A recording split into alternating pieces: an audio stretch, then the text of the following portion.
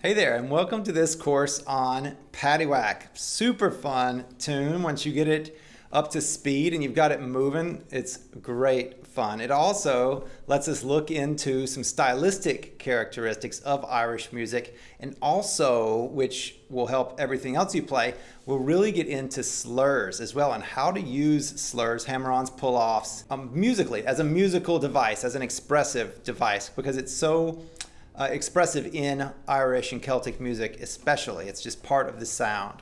So to begin with, before we get into all that nitty-gritty, let's just take an overview look and see what's ahead of us here. So here's our full score. A couple of things, we're in 6/8 time. That means 1, 2, 3, 4, 5, 6, and they're bracketed into bars or beats of 3 and 3. So 2 beats of 3. 1, 2, 3, 4, 5, 6. 1, 2, 3, 4, 5, 6. This is how we count 6/8, and this is how we feel 6/8. So it's really felt in a big 2, split into 3 each. So 1, 2, 3, 1, 2, 3, 1, 2, 3, 4, 5, 6. 1, 2, 3, 4, 5, 6. This makes that jiggish feeling. So that's the 6/8. We're also in the key of G. We have 1 sharp, all the Fs, not the 1st fret, but will be the 2nd fret, or on the 4th fret on the 4th string. So those two things. Looking at the other information we have on the page, we have our right hand fingerings completely written in here for every single note of the entire piece. And we also have these chords written up here. So G, G over B, C, G. These are the cowboy chords that are underlying the particular chords that we're playing. Ultimately, what we have is a melody line, and then we've got this melody line, and then we've got this bass line that's going on underneath it. And so here's our bass line going on underneath it. And that's throughout this, that's what we have. So there are no chords other than just the 2-note chords that happen on the beats 1 and 4 of every single measure through here. 1, 2, 3, 4, 5, 6. 1, 2, 3, 4, 5, 6. So this is what happens throughout this piece. Now, the way that we're going to approach this is in little sections. And those are denoted by these little 1, there's a 3, here's a 2. It's ultimately 2 bars, but it's not quite as simple as that because we have this pickup note right here. We'll talk about this in section 1, but we have this pickup note here. And each of the phrases, the way that Irish music happens, it's constantly tumbling forward, and 6/8 is so good for this anyway, but especially with pickup notes, da da da da da da da da da da da da da da da da is constantly leading forward over the bar.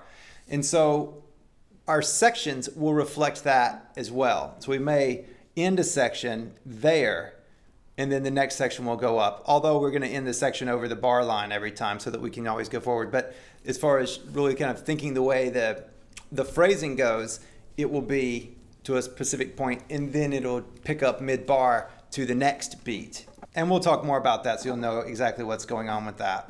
So we'll take it through the 8 sections, and that's how we'll organize our work here. As far as the layout, the roadmap of this piece, if you'll notice we have first ending right here. There's a little 1 right here, and then we have this repeat sign right here. And so then we'll come back to the beginning of the piece, or to this repeat sign, and then go through again the second time.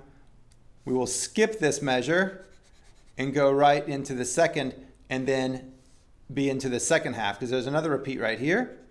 And so then this section goes first ending to here. Here's our repeat, first ending, and then we'll go back to here, go again, jump this, and then there's our ending. It's not any new material in the endings, it's just the same with a nice tidy ending on it. So this is our overview of Paddy Whack. How fast do you need to play this thing? Well, as fast as you can play it cleanly. Clean trumps speed. I'd much rather hear something played cleanly and crisply and really good time than something played really fast. Because you know what happens?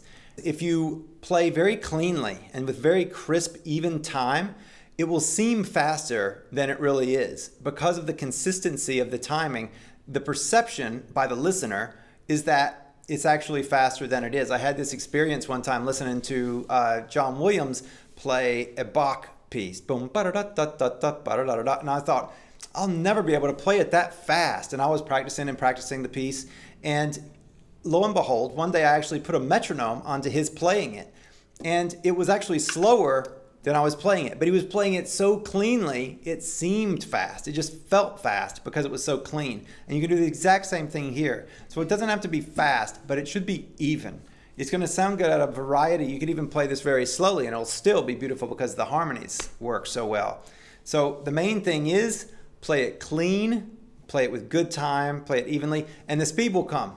So if you learn it that way, then if you keep playing it, in a little while it will be fast anyway, just because you'll be more and more comfortable with it as time goes on. Focus on cleanliness, focus on being very consistent and working out the transitions of section to section and making sure that there's no spots where you grind to a halt and slow down.